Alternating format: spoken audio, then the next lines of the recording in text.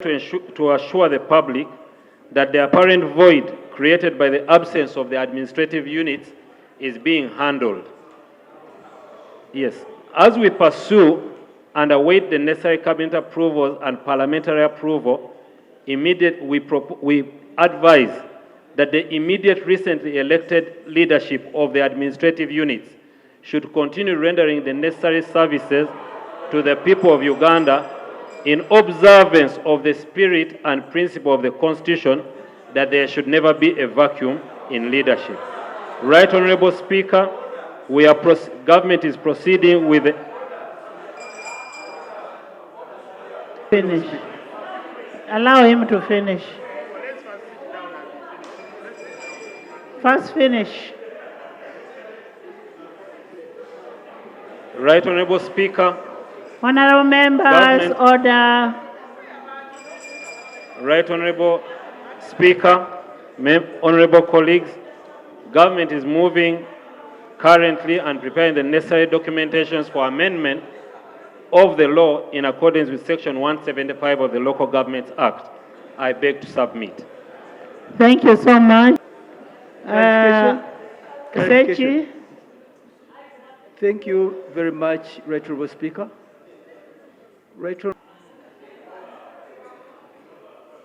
The Attorney General, the landed Attorney General, gave an opening statement how power belongs to the people, who must decide how and when they should be governed, and he enumerated Article 1 of the Constitution and said that is the way people are governed.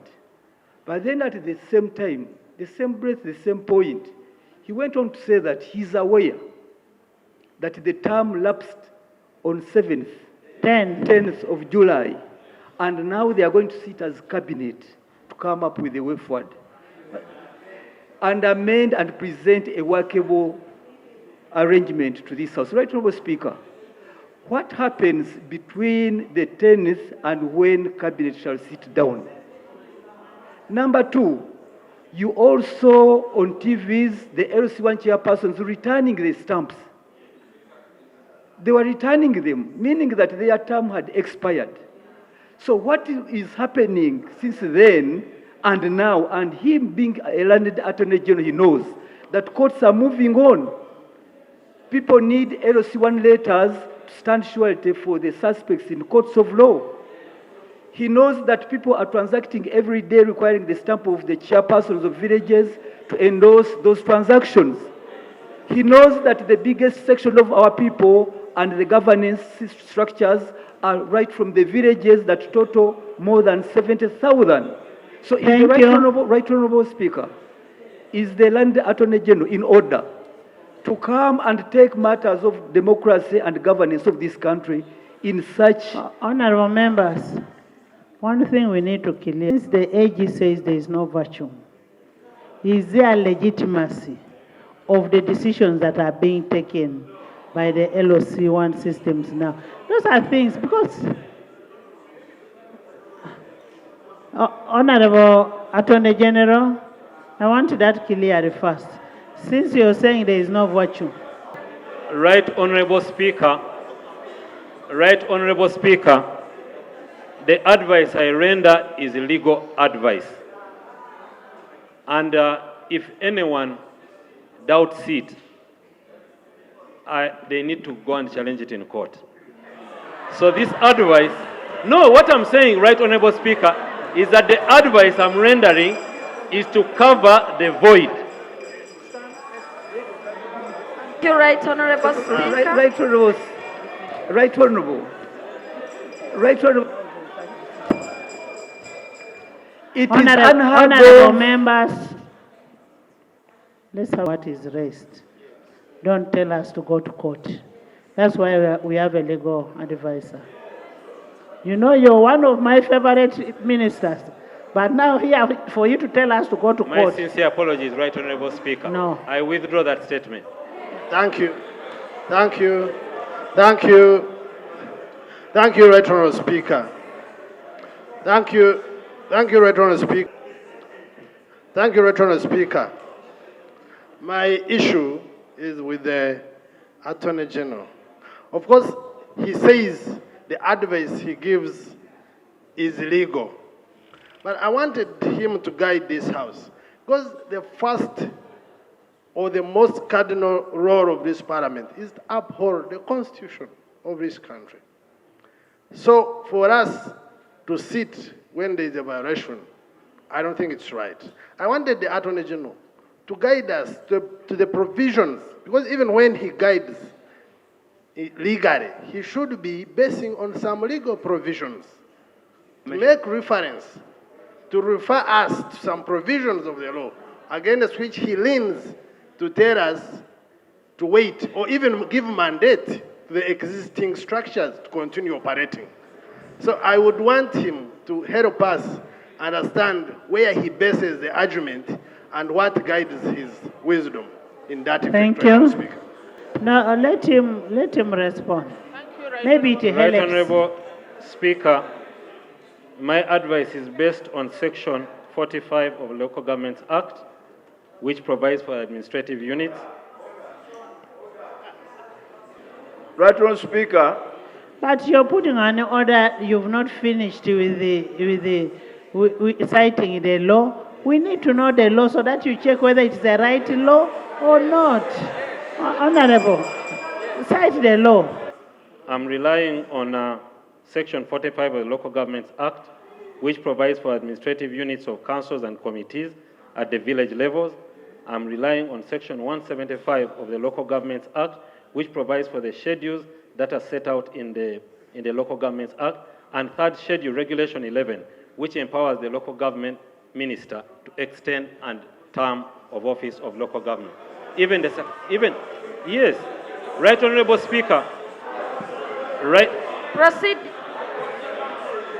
Honorable members, honorable members, honorable members,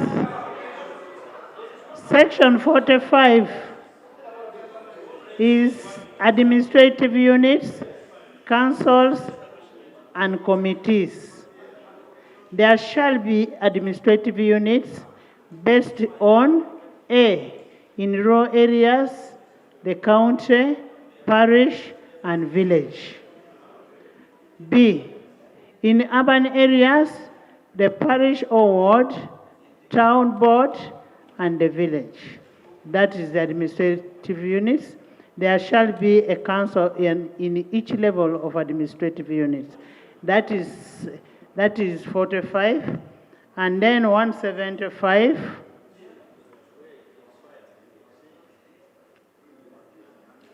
Did you say 175? 175. That is regulation and amendment of schedules. Regulations and amendment of schedules. 1. The minister may, by statutory instrument, make regulations for further carrying into effect of the provisions of this act. The minister. 2. The minister may, by statutory instrument and with the approval of cabinet, amend, replace, alter, or revoke any of the schedules provided under this act, and the minister shall not have powers to delegate this function. 3, the minister shall, as soon as practicable,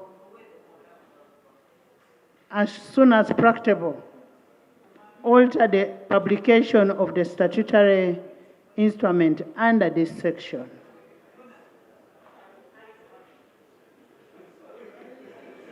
The instrument to be laid before Parliament, and Parliament may amend or revoke the statutory instrument. And if no amendment, the revocation is effective within 2 weeks. It's being laid before Parliament and it shall be deemed to have been approved. What is the relationship between this and election? No, I am just asking the relationship between section 175 and the election of.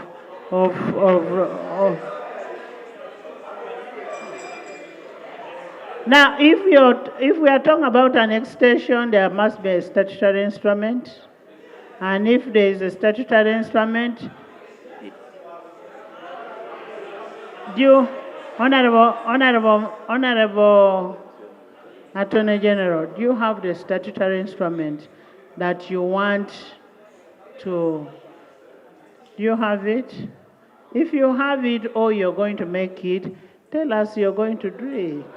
Honorable Speaker, Right Honorable Speaker, in my statement I did state that you allow me time to have the approval because like you have read, Right Honorable Speaker, the instrument that is required to be done is supposed to be approved by Cabinet, and after approval by Cabinet, must come to Parliament for approval.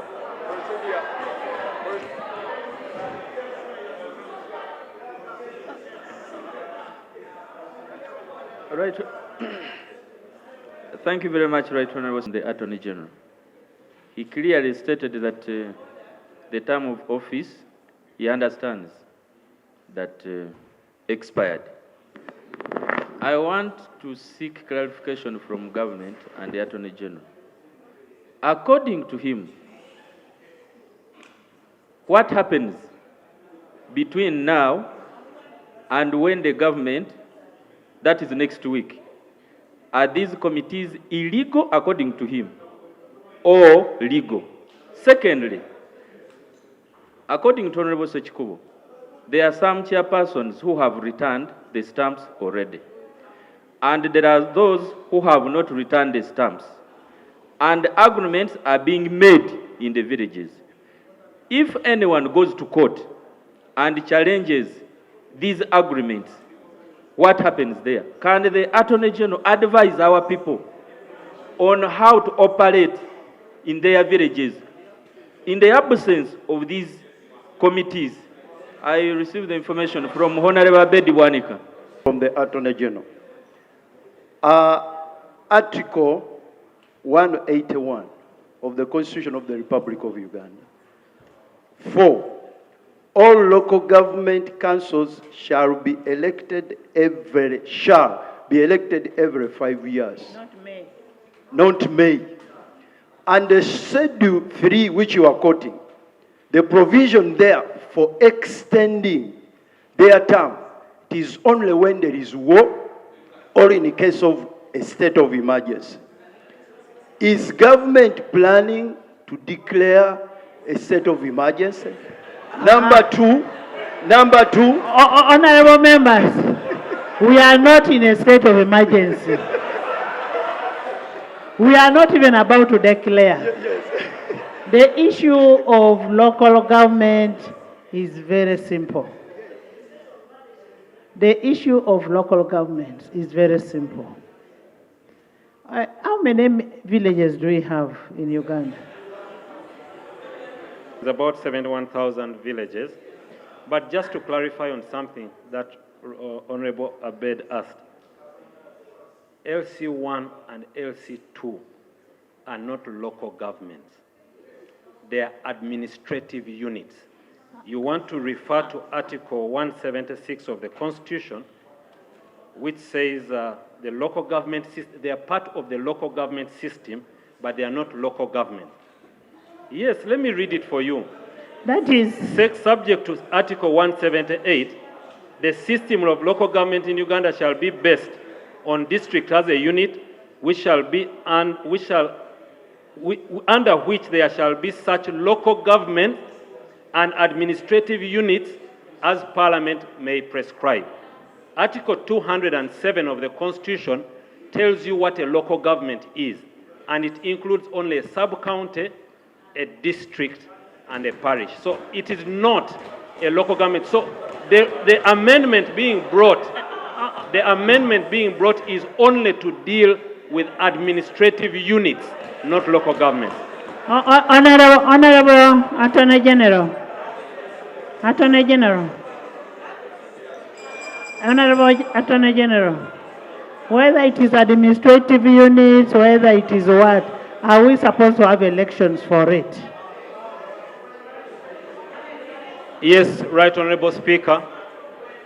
The one for local governments is set out as... The administrative units. Yes, the local government is set out in Article 181.5. The one for administrative units is set out in 170 of the Local Governments Act, and hence we can deal with it under that amendment. So we're not touching this constitution. Let me hear the shadow Attorney General. Well, I have a lot of respect for my junior, but senior, since he occupies that position. But with all the due respect, I am at a loss on the kind of interpretation he has ascribed today, especially when he says there is no vacuum. Right Honourable Speaker,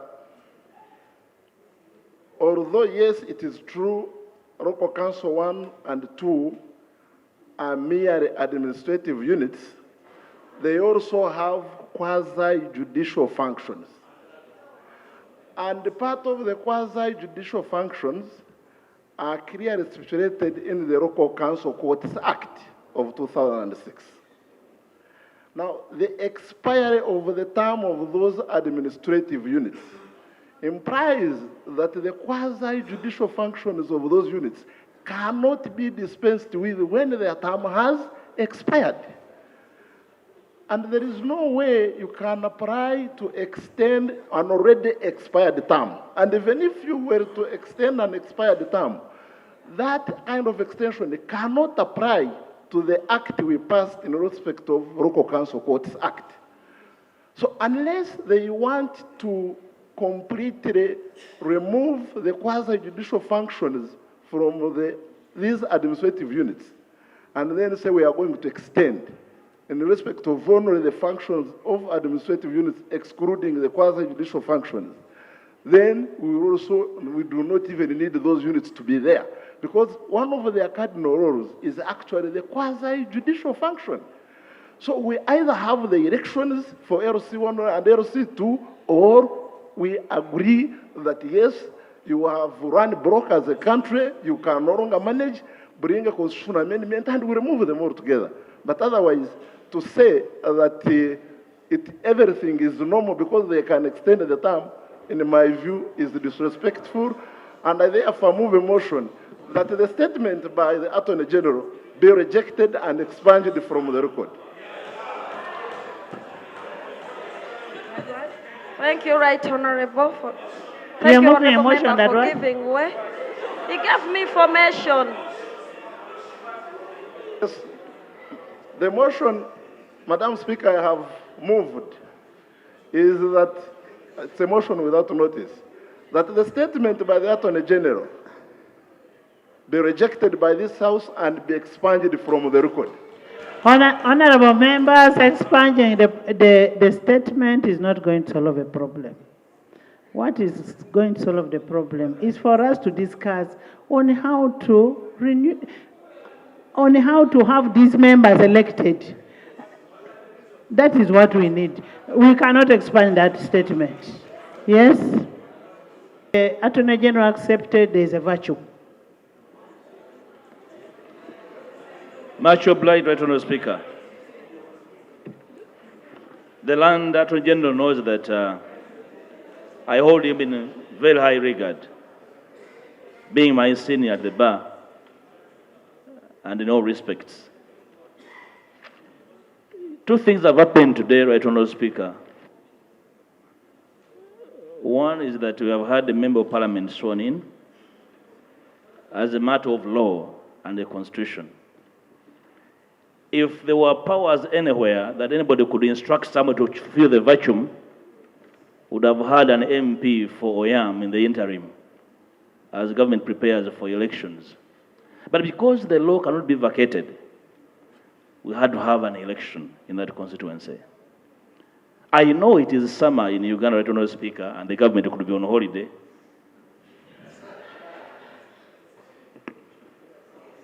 That's why the the Land Attorney You General. said we're on holiday.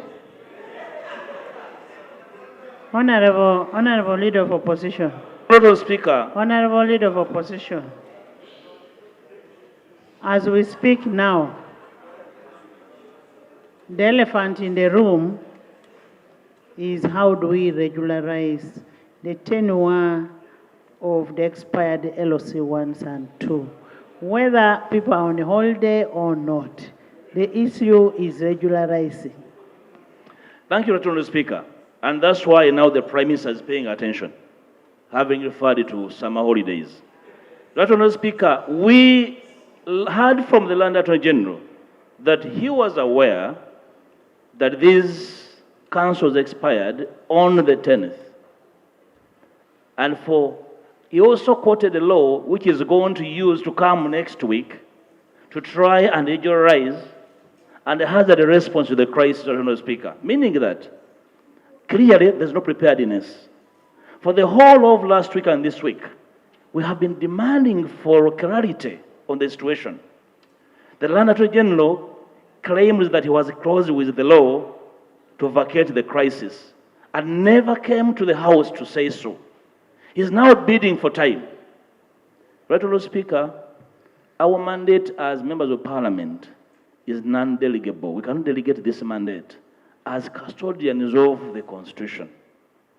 There's no doubt we have listened to the Land Attorney General. He has not spoken anything new as far as the law that sets into motion the existence of these councils is concerned. And the facts that they made mention of the facts that we can go to court spoke volumes about. You withdrew. Of course, we withdrew, but the intent remained.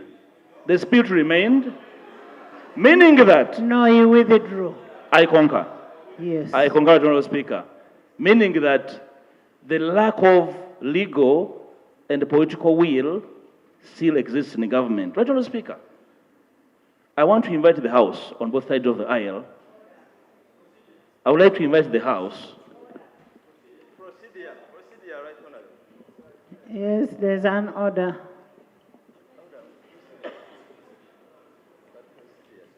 Right Honorable Speaker and colleagues, the LOC system is the system that was brought in this country by the NRM government.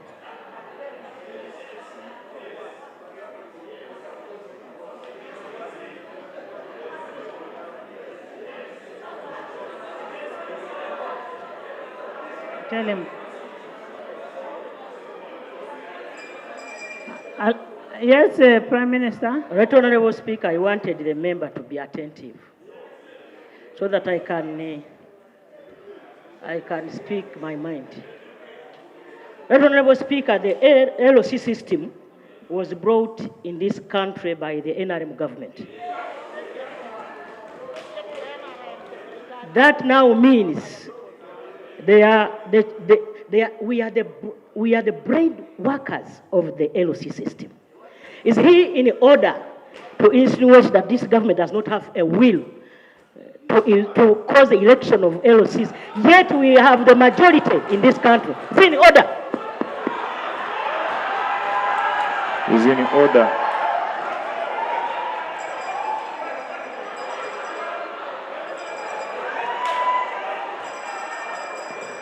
Honorable members. Honorable members. Honorable members.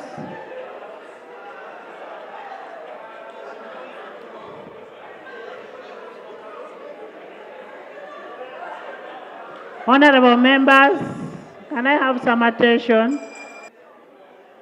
Who has said Nabanja? She's Honorable, Right Honorable Prime Minister Nabanja.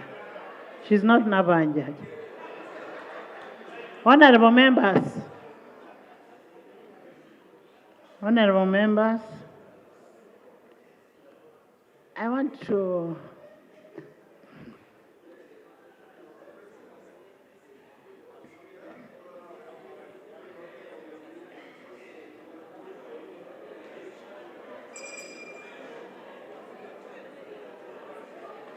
Honorable members, you want to finish?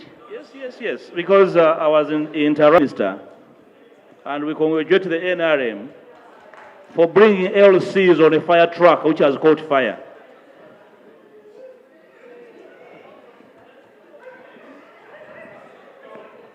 Can you finish? Yes, Right Honourable Speaker.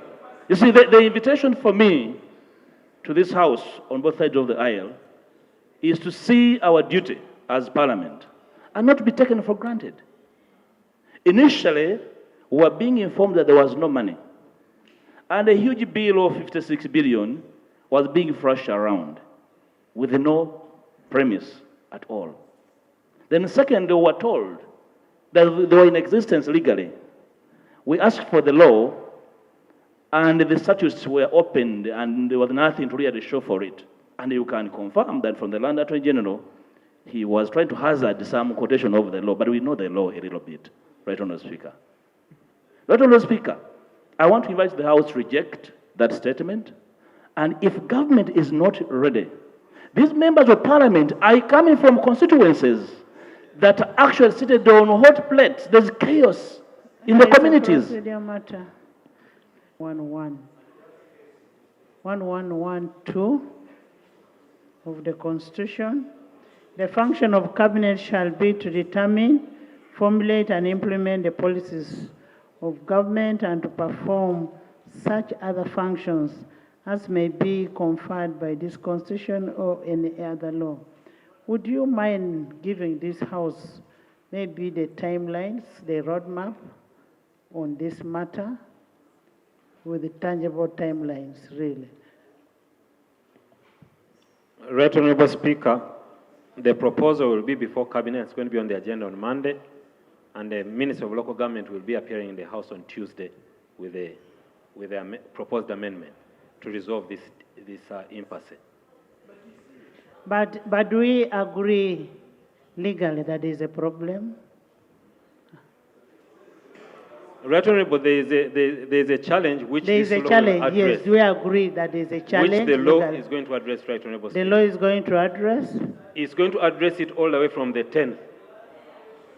So that's why we are saying that they should be allowed to continue providing these services. Because the proposal we are bringing is to address it from the 10th. Right Honourable Speaker. Honorable members. Honorable members. Let's allow government.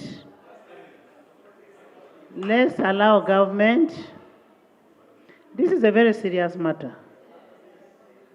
All of you have LOC1s, LOC2s.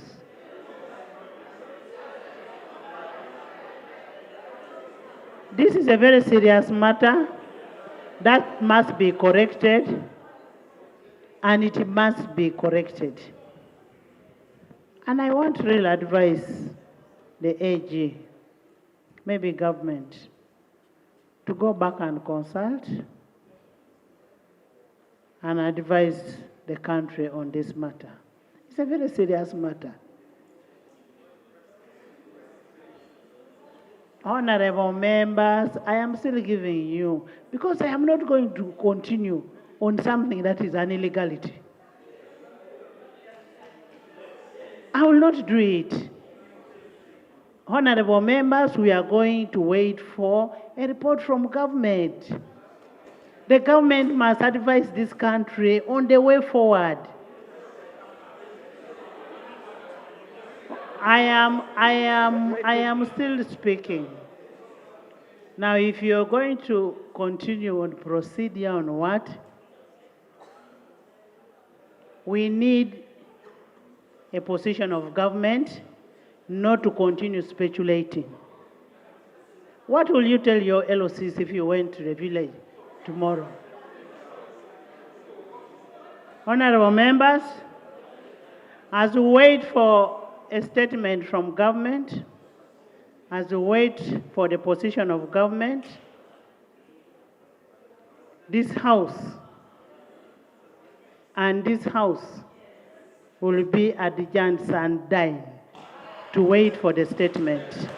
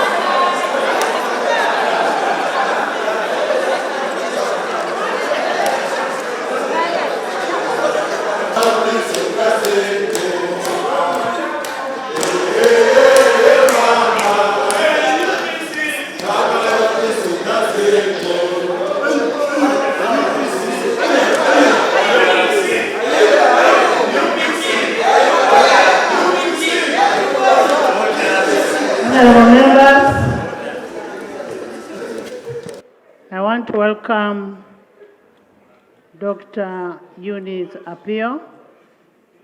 Welcome to Parliament of Uganda. And I sincerely want to congratulate you on behalf of the 11th Parliament. Congratulations. And welcome to 11th Parliament. The Parliament that you're joining is a people-centered Parliament, united in serving the needs of the people, and of course the aspirations of the common Ugandan. And I urge you to abide by the Constitution that you've sworn. You've sworn to pay allegiance to the Constitution and abide by it. I want once more to congratulate you. And on a special note, I want to congratulate the President of UPC, Honorable Kena, and UPC at large. I want to congratulate you, and I am going to give you the Constitution of Republic of Uganda, 1995. This Constitution will help you in what you've sworn to pay allegiance to, and in doing your work, day-to-day work in Parliament of Uganda. We have the rules of procedure, and the rules of procedures are also here that you will be using in doing your work on a day-to-day.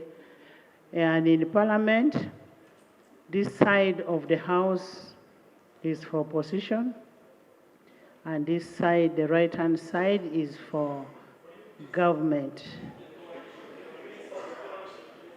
This side is for government, still with the coalition. So you can choose where to sit. For now, we have free sitting, but your president will guide you. You can actually sit near the vice president, I mean the prime minister, but welcome.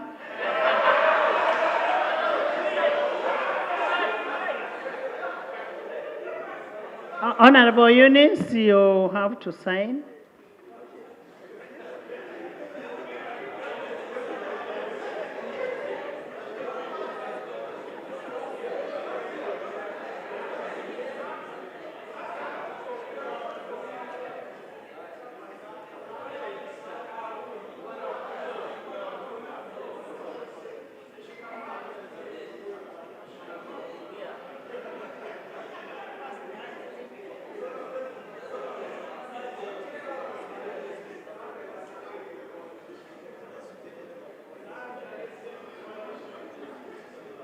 Thank you so much, and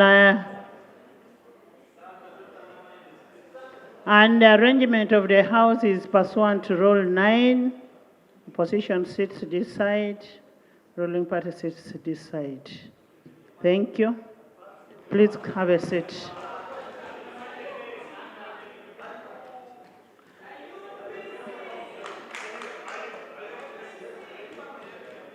Item 3.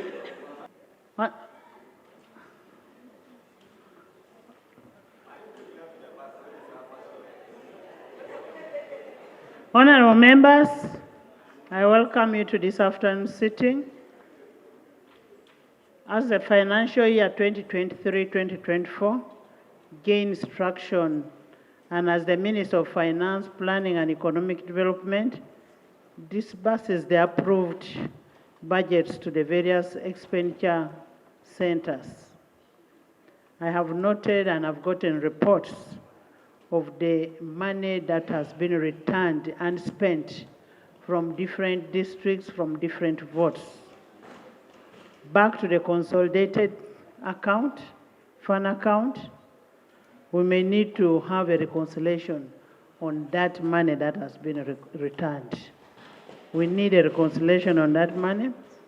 The failure of some entities to effectively utilize their budgets is an indictment of the planning function at various levels that affect our national development aspirations. Because if you've budgeted for 1 billion and you've not been able to consume and use all the money, and you're returning it, then you're affecting the budgeting, the planning process.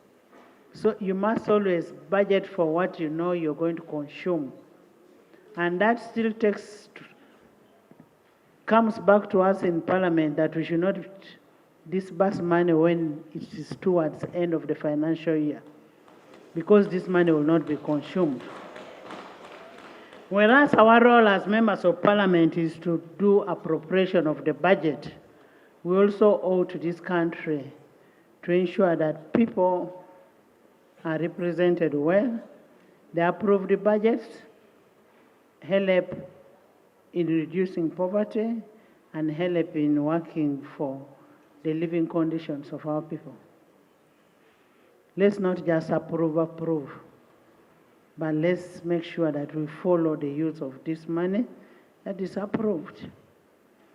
I therefore call upon the leaders and the technocrats to ensure that efficient, effective, and economic utilization of the funds that are approved is being done. Honorable members, considering that we are in the 4th year of implementation of the National Development Plan 3, it's imperative that the resource utilization matches the national development aspirations. And that's why I am emphasizing on the issue of utilization of the money and the projects to be completed. I want to ask members, please don't sleep on your jobs. Ensure that you make a follow-up with your constituencies, with your districts, with most of the MDAs to ensure effective use of this money is done. Once more, I want to welcome Honorable Eunice Apio to Parliament of Uganda, and this is your Parliament. People-centered Parliament, and in Parliament, while we are in Parliament in the House here, we are not on parties. We work as members of Parliament, we work for the people of Uganda. We will not say Eunice of UPC, no. Eunice, the Member of Parliament of Uganda. So we look forward to working with you. And this house is a very friendly, united house, very loving members of Parliament, and very hardworking. And I pray that you serve the people of Oyam the way they expect of you. Thank you. Yes, Royal Guard. I was here boasting how they had released the money. 6 days to the end of the financial year. And then Professor is talking about reasons. The reasons are known. Monies are released late, and they are supposed to do procurement and recruitment. And these are processes. So ordinarily, money has to be swept back. So the ministry, the finance ministry should be able, Right Honourable Speaker, to explain why releases are made late. And Right Honourable Speaker, in accountability committees, the questions being asked here, we have asked them. In fact, there are entities where they receive more than what was budgeted for. An entity budgets, let's say, for 15 billion. 15 billion is actually warranted, and they receive 17 billion. And then we are asking, how does this come about? So these are questions, Right Honourable Speaker, that I'm sure the Finance Committee should be able to understand. But also, Right Honourable Speaker, as a way of addressing this matter, now that the learned Attorney General is here, Senior Counsel Chiriowa Chiwanuka, we should seriously consider looking into reforming the Public Finance Management Act. Because if it is condition precedent to returning, and that's what the law says, sometimes these entities' hands are tied. So that is a matter, maybe perhaps the Finance Committee and maybe when you return, that should be the first call. When the money has been returned, when the first quarter starts, that money should be taken back. Yeah, and those are legislative issues that we can discuss, Right Honourable Speaker. And we wanted to know from the Prime Minister whether, as the instruction from the President was to have that money sent, it has been added and sent, because it has not been sent. It's already directive that all those monies that have been swept back in the first quarter supposed to be remitted back to whatever entities that the money is coming from. Could it be to clarify, if those activities was not budgeted for, how will it now fit? Because we have already seen how the system switches off, and sometimes, if they've already budgeted for those activities, we appropriate the money from here again. How will it now match? So I think the directive that you gave can still stand and stand well so that we can know exactly where that money has been kept. Besides also, before, when during the time of Budget Act, some of those monies, if it has already been committed, they always retain it. It doesn't come back. They don't sweep it until when the Budget Act was, we amended it. We brought the Finance Act to replace. At the time when you're passing the budget bill, the appropriation bill, that money is not included. Yes. It's not part of the appropriation. Yes, give Professor of Thank you for directing so. One, we normally pass the budget around May because my chairperson Parker was saying the minister should explain. Even when the Minister of Finance explains, you know URA collects money until the end of June. And when they collect money, they will tell you the money goes to the consolidated fund, which is rightly so, and definitely they have to release the funds. But it is late when these funds can't be absorbed. Then two, because we pass the budget in May, the funds which are swept back are not appropriated. That is one. But from PAC, the colleagues from PAC, when these funds go back to the consolidated fund, they are the first source. The first source for spending. Then plus the funds collected by URA. But it is irregular because these funds are spent when they are not appropriated. But I'm very sure, right on the speaker, why you are saying so. What we normally look at as balances, the money is very, very little compared to what is swept back. I would just cite an example for the financial year 2021-2022. The fund swept back for Ministry of Local Government is 26 billion. 26 billion. And actually what was spent was 29 billion from the initial approved budget. So if you consider other ministries, that would imply trillions of funds.